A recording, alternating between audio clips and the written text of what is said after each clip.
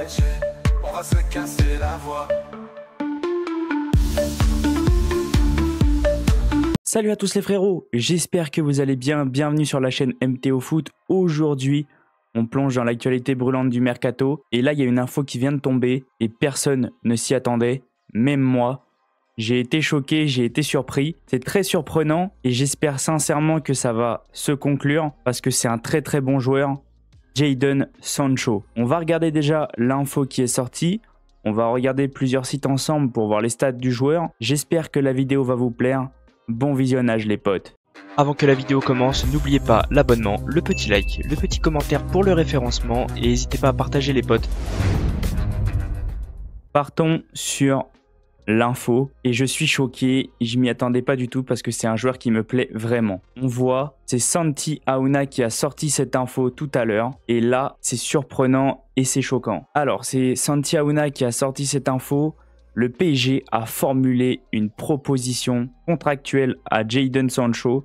Les positions sont rapprochées. Très bonne nouvelle, ça veut dire que ça a été fait un peu en sous-marin. Des sources parisiennes, l'ailier de Manchester United est hyper emballé par le projet présenté par le PSG. Reste à voir si Manchester United souhaitera libérer son joueur et à quel prix. Alors là les gars, de mon côté, je suis très content parce que c'est un joueur qui me plaît beaucoup et c'est probablement un 10. Même s'il joue ailier, il peut jouer 10. Ça me fait penser un petit peu à Neymar, même si c'est pas Neymar, mais de ce qu'on a vu contre le PSG, c'est un très bon joueur. Il est capable de faire des décalages, il est capable d'éliminer plusieurs joueurs. Et moi, j'adore vraiment ce joueur. C'est une très bonne nouvelle, validée par Luis Enrique d'après ce que les sources disent. Donc c'est exceptionnel en fait. On est sur un truc incroyable. Maintenant, on va aller voir les autres sites ensemble pour voir les statistiques de Jadon Sancho. Qu'est-ce qui est bon et qu'est-ce qui est pas bon. Il y a beaucoup de choses à dire. J'ai fait exprès, je vous ai pris 3 graphiques différents et on va voir s'ils disent exactement pareil pour nous donner une sorte de petite opinion sur le joueur le plus en détail possible. Partons sur le premier graphique.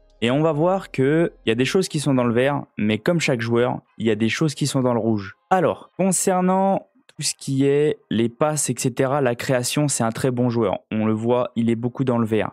Comme je vous ai dit, ça peut être très probablement notre futur 10. En plus de Désiré Doué, moi je prends à 100%. Concernant tout ce qui est penalty total de tir, j'ai pas l'impression que c'est un joueur qui tire beaucoup. À voir ce que ça va donner dans toutes les stats, mais pour le moment ça n'a pas l'air d'être un joueur qui tire beaucoup. Les stats basiques, voilà, but, passe décisive, il faudrait le faire progresser sur ça, etc. Mais c'est pas non plus une catastrophe parce que possession progressive, on voit que c'est quelqu'un qui fait extrêmement avancer le jeu.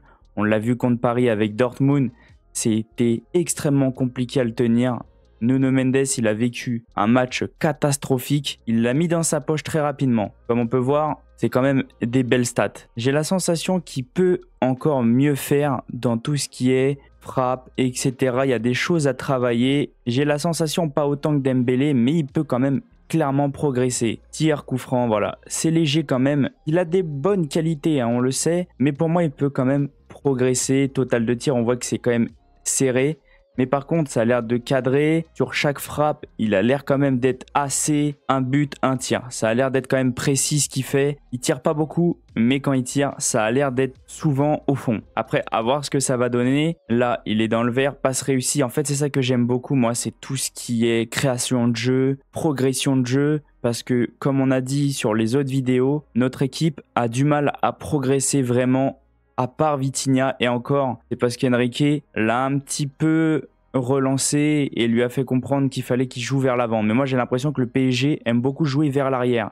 Et un joueur comme ça peut faire progresser le jeu vraiment parfaitement. Comme on peut voir toutes les stats, il est quand même beaucoup dans le vert. Hein. C'est quand même un très bon joueur. Bon, la défense, c'est pas ce qui nous importe pour le joueur. Ça, c'est pas non plus trop grave. Voilà, dribble tenté 98, dribble réussi 96. Il a des stats exceptionnelles. Tout ce qui est ballon au pied, il est très bon. Donc moi, je dis que ça peut jouer 10, ça peut jouer ailier, ça peut donner un peu de concurrence à Ousmane, qui a besoin d'une grosse concurrence sur son côté.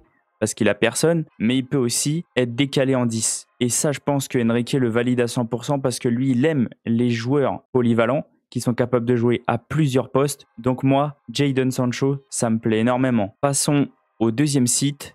Et là, je dirais qu'on va plus apprendre à connaître le joueur. Donc, oui, j'ai mis ma cam en bas pour que ça vous arrange, qu'on puisse voir parce qu'à chaque fois, je la bouge.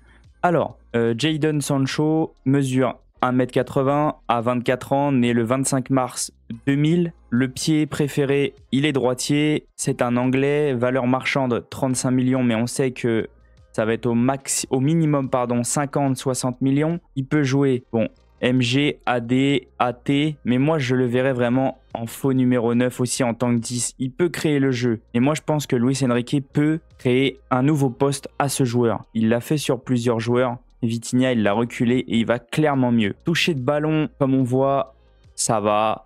Occasion, on est bien, mais comme j'ai dit, tentative de tir, c'est très léger. Et moi j'aimerais bien qu'il tente plus. On voit...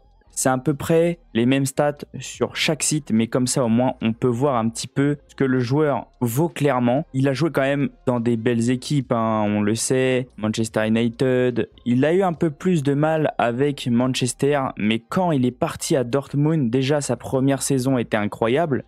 Là, ils l'ont renvoyé en prêt et il a refait une saison exceptionnelle. Il a fait très très mal au PSG. Moi je pense que, je sais pas pourquoi j'ai la sensation que Dortmund c'est un meilleur environnement que Manchester. Il se plaît beaucoup plus, donc en espérant bien sûr que ça soit pareil au PSG, qu'il arrive à se plaire et qu'il puisse clairement progresser. Là on voit toutes les stats, hein. Homme du match contre le PSG, gros match quand même encore au retour. C'est un très bon joueur. C'est un très bon joueur, pour moi c'est un joueur qui fait du bien et moi je pense que Luis Enrique peut essayer de le mettre en numéro 10. J'ai vu des choses contre le PSG, capable d'organiser le jeu, capable d'éliminer 2-3 joueurs à la suite. Donc oui, moi cette piste je la valide à 100% et j'aime bien aussi quand il y a des pistes surprises et que c'est travaillé en sous-marin. Partons maintenant sur le troisième site et là comme je vous avais déjà un peu parlé, n'hésitez pas à aller vous abonner à DataFoot. C'est un site qui donne toutes les stats de chaque joueur et c'est très bien donné, tout est en détail. Donc concernant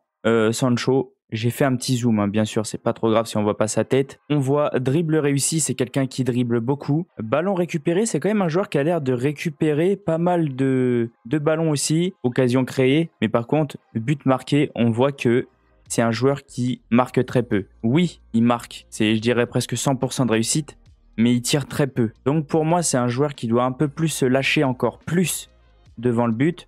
Mais on voit que dribble réussi, les gars, c'est un joueur exceptionnel. Je vais essayer de vous dézoomer ça. Voilà. Alors, on peut voir que là, il y a toutes les stats. Et là, c'est toutes les caractéristiques du joueur. Attaque dans la surface, il est dans le vert. But hors penalty. On voit, comme j'ai déjà résumé sur les autres sites, c'est quelqu'un qui marque très peu. Et moi, j'aimerais qu'il se libère un peu plus.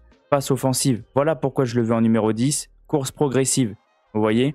Dribble réussi. Et les pertes de balles, ça va, mais il faut quand même qu'il fasse attention. Activité défensive, c'est pas non plus trop grave.